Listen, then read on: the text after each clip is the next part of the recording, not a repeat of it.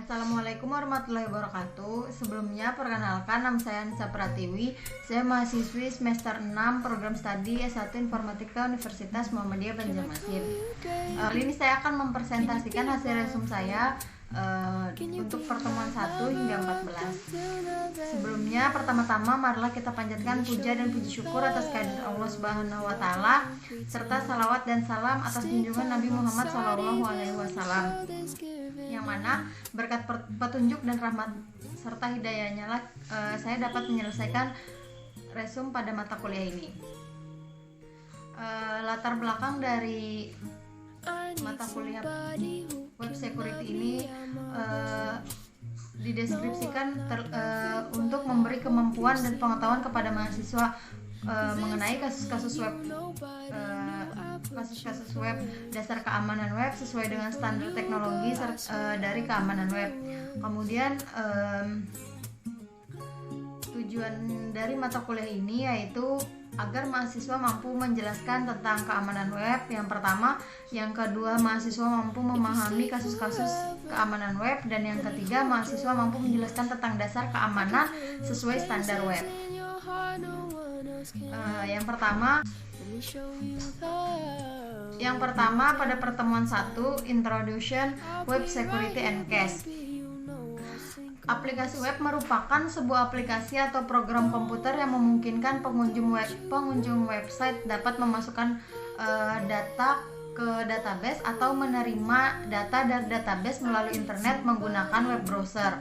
Kemudian ciri-ciri dari aplikasi web sendiri, yang pertama ada network intensif, yang kedua content driver, yang ketiga continuous evolution, dan yang keempat document oriented. Kemudian untuk kualitas aplikasi web,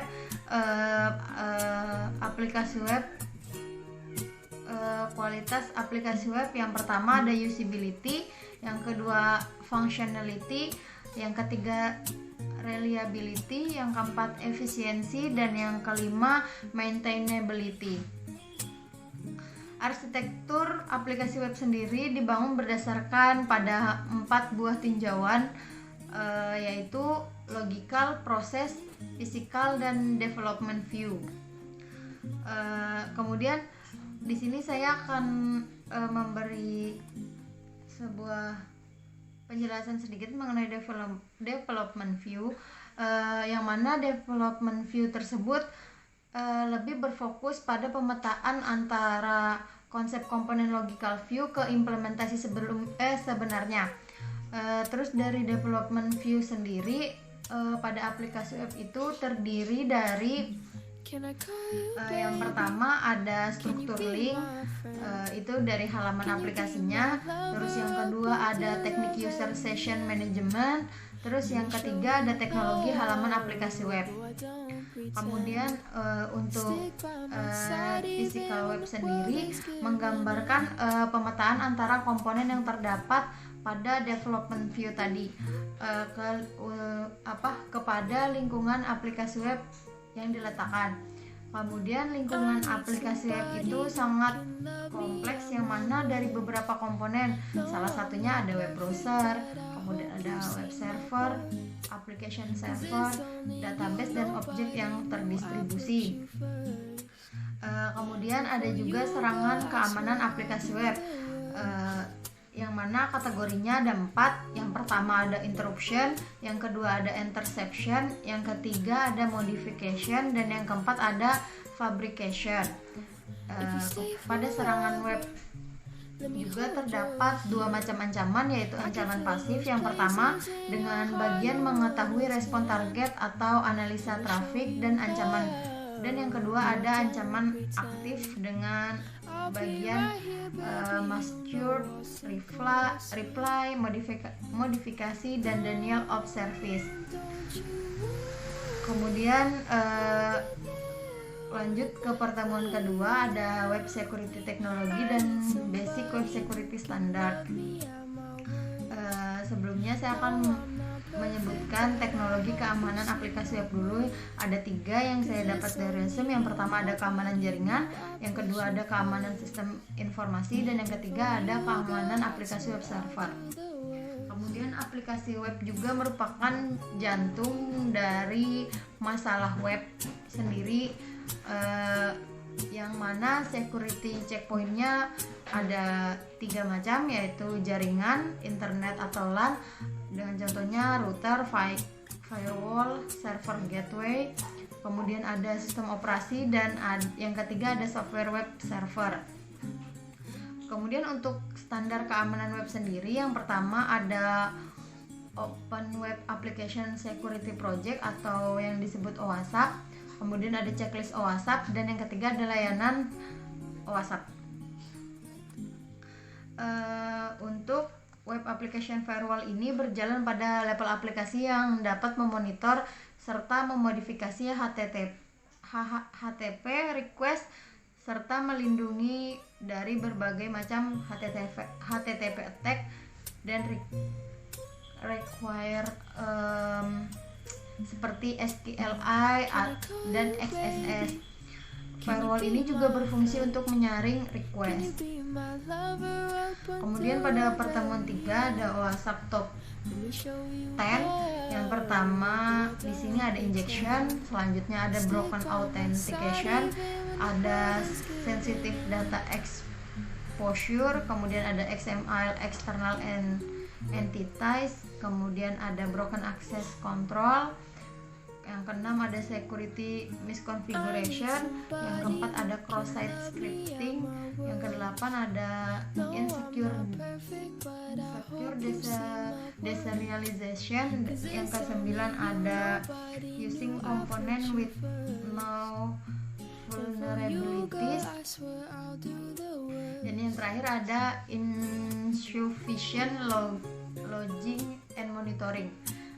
Selanjutnya pada pertemuan 4 dengan judul injection, yang mana pada injeksi sendiri terdapat 4 bagian yang menyerang website. Salah satunya ada SQL injection, yaitu merupakan salah satu resiko situs web yang paling sering digunakan, juga merupakan ancaman nomor 1 terhadap keamanan aplikasi web sendiri.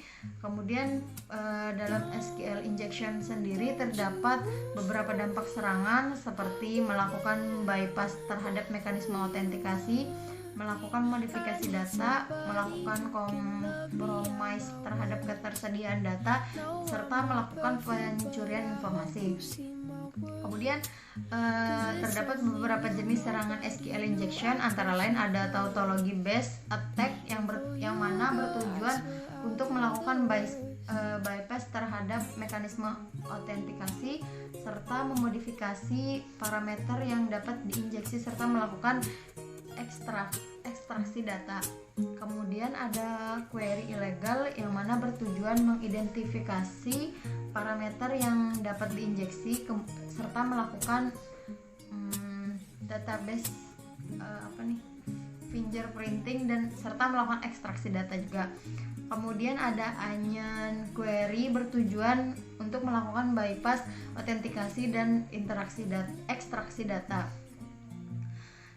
Selanjutnya juga ada piggyback query yang bertujuan melakukan ekstraksi data, menambah atau memodifikasi data, serta melakukan serangan DOS. Kemudian ada store prosedur yang mana bertujuan melakukan privilege escalation serta melakukan serangan DOS dan juga eksekusi perintah jarak jauh. Kemudian ada inference yang bertujuan mengidentifikasi parameter yang dapat diinjeksi. Selanjutnya ada alternate encoding bertujuan untuk menghindari serta mengelabui atau menipu deteksi data dari deteksi parameter keamanan. Selanjutnya ada serangan SQL injection yang dapat diklasifikasikan ke dalam 3 kategori sebagai berikut. Yang pertama inbound SQL injection, kemudian inferential SQL injection. Kemudian pada serangan SQL injeksi sendiri bekerja dengan 2 tahap. Yang pertama ada tahapan riset dan yang kedua ada tahapan serangan. Kemudian bagaimana pencegahan terhadap serangan SQL injection sendiri? Yang pertama dengan melakukan parameter SQL query, kemudian melakukan pengecekan pola dengan validasi input data dengan menggunakan regular expression. Selanjutnya menambahkan escape karakter serta menonaktifkan informasi besar kesalahan aplikasi. Selanjutnya untuk pertemuan 5 di sini ada broken authentication dan session management,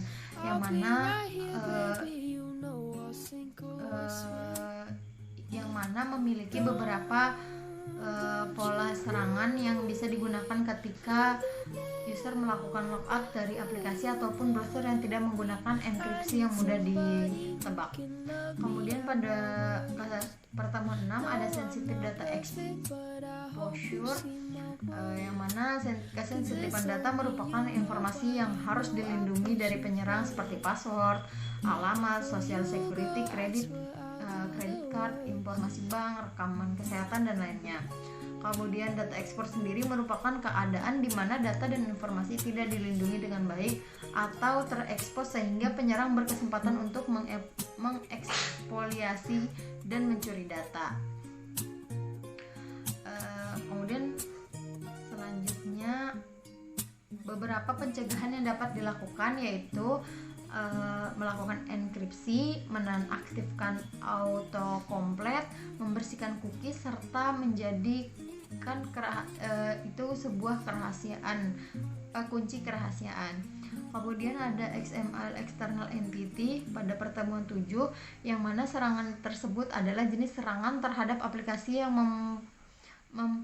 memparsing input XML. Serangan ini juga mereferensi ke entitas eksternal diproses oleh parser XML yang dikonfigurasi dengan lemah. Serangan ini juga dapat menyebabkan pengungkapan data rahasia, penolakan layanan, pemalsuan permintaan sisi server, serta pemindahan port dari perspektif mesin tempat parser berada dan dampak sistem yang lainnya juga. Kemudian entitas dari eksternal XML sendiri khusus yang nilainya ditentukan diambil dari luar DTD yang pendeklarasiannya dengan beberapa jenis serangan XXI, antara lain yang pertama memanfaatkan XXI untuk mengambil file, mengeksploitasi buta XXY, mengeluarkan serangan SSRF, kemudian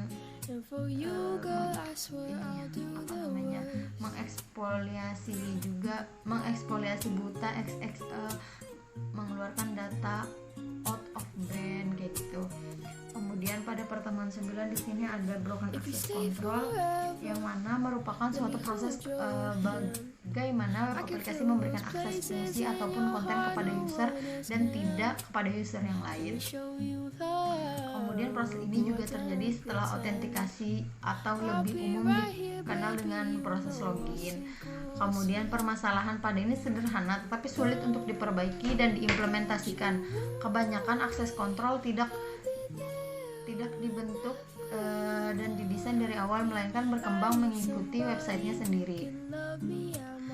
Kemudian pada pertemuan 10 ada security misconfiguration, yang mana kesalahan ini hanya didefinisikan sebagai kegagalan untuk menerapkan semua kontrol keamanan untuk server atau aplikasi web, atau juga mengimplementasikan kontrol keamanan tetapi melakukannya dengan kesalahan. Kemudian pada pertemuan 11 ada cross scripting site, yang mana ini merupakan suatu halaman dari web yang ditunjukkan pada pengguna user atau klien. Tujuan dari cross-site scripting sendiri yaitu mengambil data-data penting, mengambil cookie dari user, atau mengirimkan suatu program yang dapat merusak user.